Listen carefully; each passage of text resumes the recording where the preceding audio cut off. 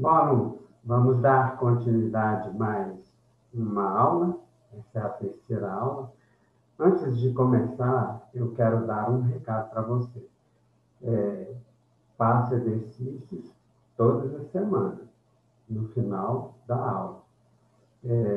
Através da Maricela, e ela está enviando esses exercícios para você. Então, eu quero pedir, por favor, vocês vão colar esses exercícios no caderno. Depois, eu vou pedir o caderno para eu dar uma avaliada. Agora, a correção, nós fazemos, todo início de aula, eu faço a correção do exercício. Ou a gente faz um comentário. Então, vamos onde nós paramos, semana passada, né?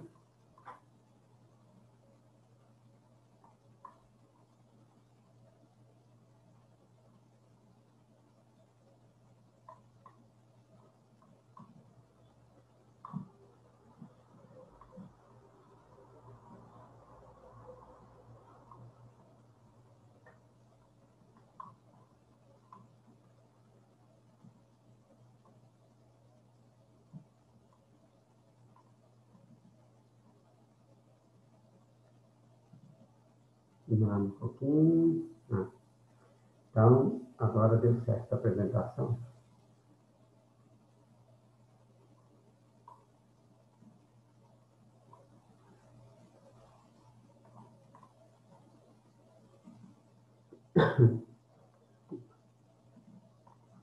Pronto.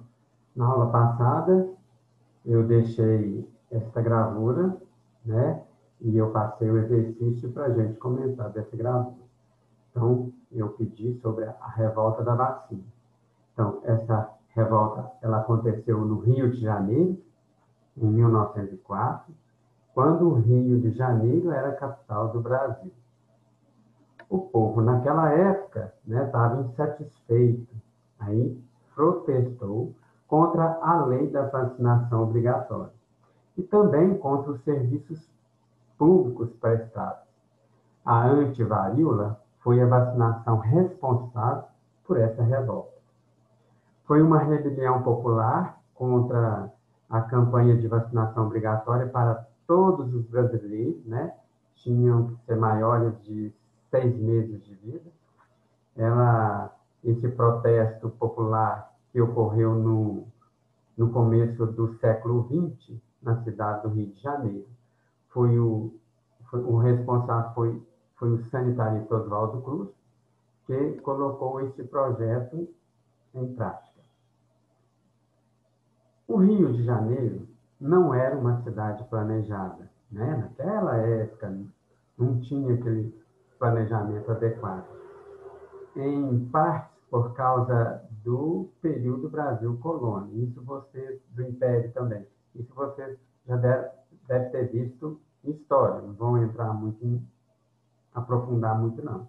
E não comportava mais o fato de ser a capital do Brasil, e grandes centros econômicos. A cidade possuía acentuados problemas de saúde pública e também graves doenças que atingiam a população, como a varíola, a febre amarela e também a peste bubônica. As causas e consequências dessa revolta é porque a grande quantidade de lixo acumulado pelas ruas do Rio de Janeiro causou proliferação do vírus da varíola e também de ratos, mosquitos, que são os transmissores de doenças graves, como a febre amarela e a peste bubônica. Essas doenças provocaram muitas mortes. A atenção principal é de extrema importância da campanha era eliminar os focos de lixo acumulados pela cidade para conseguir combater os transmissores das principais doenças que atormentavam a população naquela época. E um fato, uma história curiosa que eu vou contar aqui para vocês, naquele período, o rato, ele trazia várias doenças, E o que aconteceu? naquele período, eles pagavam para quem levava o rato. Aí a pessoa recebia o dinheiro. Olha para você ver. O que aconteceu? A população começou a quê? A criar ratos, né? Para ter o quê? Um dinheirinho extra, né? E essa revolta teve o seu fim, né? Foi proclamada um estado de sítio e o cancelamento da vacinação obrigatória, né, foi feita. Depois disso, essa lei da vacinação obrigatória foi modificada e a utilização da vacina tornou-se opcional. Aí eu acho que nós respondemos a, a pergunta do exercício da semana passada. Então, a nossa aula, dando continuidade, né, a história natural da doença pode ser entendida como um processo de desenvolvimento da doença, desde a contaminação até a cura, né, até levar à morte. E nós temos aqui acontecimento. O que aconteceu em 1909? Né? Nessa aula, vamos dar continuidade do ano de 1909 até a criação do SUS. Então, o que aconteceu em 1909? Né? Em 1909 aconteceu muitas coisas, principalmente Oswaldo Cruz. Ele deixou a Diretoria-Geral da Saúde Pública, né? Passando a dedicar-se apenas ao Instituto de Manguinhos, né? E depois esse instituto foi rebatizado, né, com o seu nome, Instituto Oswaldo Cruz. Do Instituto, lançou importantes expedições científicas que possibilitaram maior conhecimento sobre a realidade sanitária do interior do país e contribuíram para a ocupação da região. Erradicou a febre amarela no Pará, né, e a realização de campanhas de saneamento na Amazônia, que permitiu o término de obras da estrada de ferro Madeira Amazônia, que permitiu o término de obras da estrada de ferro, cuja construção havia sido interrompida pelo grande número de mortes, né, entre os operários, adoeciam, nem sabiam por que estavam adoecendo. O sanitarista recomendou uma série de medidas drásticas a serem implantadas nessa época, né? E foi sem demora, foi bem rápido.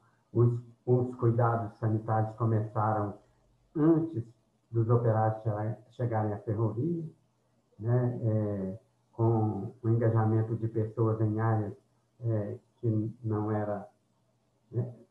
Passaram as pessoas para lugares que não eram pantanosos, né? Esses exames médicos foram minuciosos e fornecimento de antitérmico, analgésico e antimalárico durante a viagem. Recomendou ainda exames periódicos nos empregados, fornecendo, né, diariamente os medicamentos que tinha nesse período. Finalmente, aconselhou a construção de galpões, né, nesse local onde o pessoal trabalhava. Então, foi criado um galpões. Esses galpões foram telados para alojar o pessoal.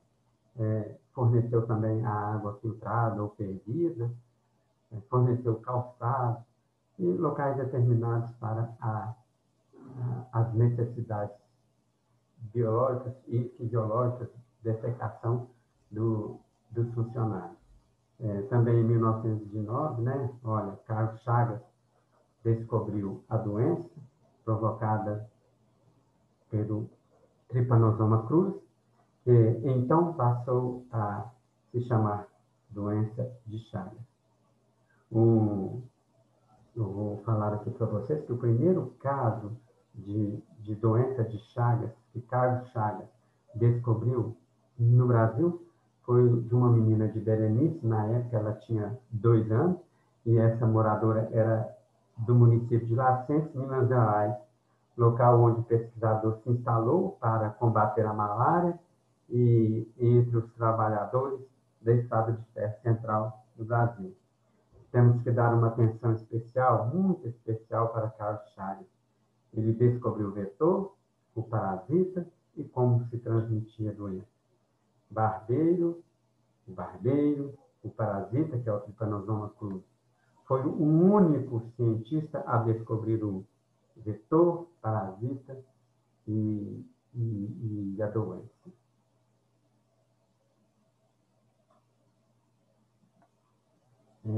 Também ele observava, né, as acomodações daquela época, viu que as casas eram feitas de pau a pique, não tinha reboco, tinha várias frestas e buracos, e ele observou que o barbeiro ele gostava disso, né, desses tipos de moradia. Ali ele alojava, né, e proliferava. E viu também e observou que essas casas tivessem um melhor acabamento, né, isso ia atrapalhar e não haveria a proliferação desse barbeiro. Essa imagem é para ilustrar, para vocês dar uma olhada como eram as casas antigamente, né, geralmente em zonas rurais. Pronto. Em 1923, nascimento do Departamento Nacional de Saúde, Lei Eloy Chaves, com a criação de uma caixa de aposentadorias e pensões, chamada de CAPES, para os empregados de cada empresa ferroviária.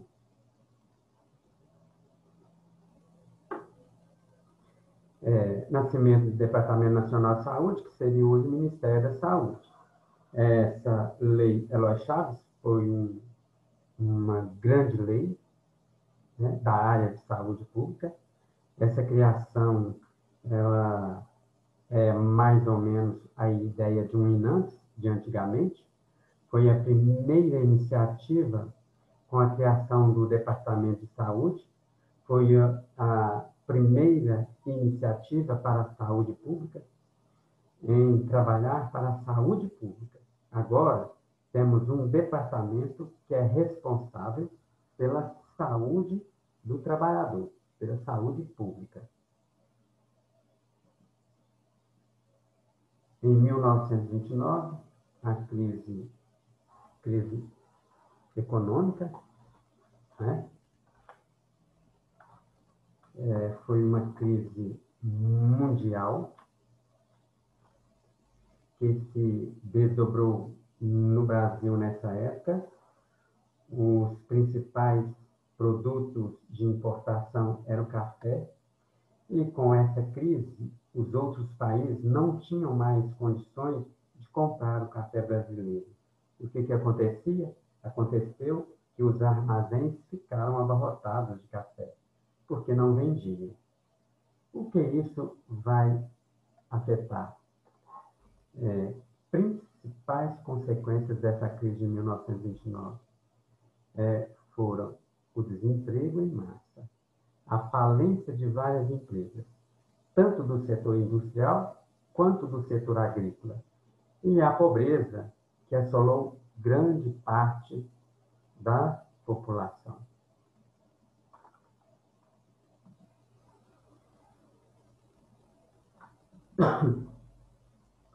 Em 1930, crise política nacional, Revolução de 30. Era Vargas, expansão dos benefícios. Em 1932, Instituto de Aposentadoria de Pensões e APAs, previdências como mecanismo de controle dos trabalhadores, políticas compensatórias, né? Olha, essa grande crise mundial foi a causa da Revolução de 30. Essa revolução é muito interessante para nós. Na era Vargas, tivemos a expansão dos benefícios. Os benefícios que eram restritos aos pequenos grupos de trabalhadores foram expandidos para outros grupos de trabalhadores para o mercado formal. Também aconteceu, olha, para você ver, essa previdência como um mecanismo de controle dos trabalhadores, políticas compensatórias, era assim: trabalhadores pagavam impostos e, de contrapartida, recebiam seus direitos. Era como uma troca de favores. Em 1937, Constituição de 1937, Estado Novo, era Vargas. Criação do Ministério do Trabalho e consolidação dos institutos de aposentadorias e pensões, IAPs. O que é de importância em 1937 para a saúde pública? Foi a criação do Ministério do Trabalho e a consolidação dos institutos de aposentadorias e pensões, que é o IAPA. De importante em 1937 foi a consolidação mesmo do IAPA. Pronto. Neste período, nessa época, então, tivemos os pontos, os aspectos positivos, né, e os aspectos negativos.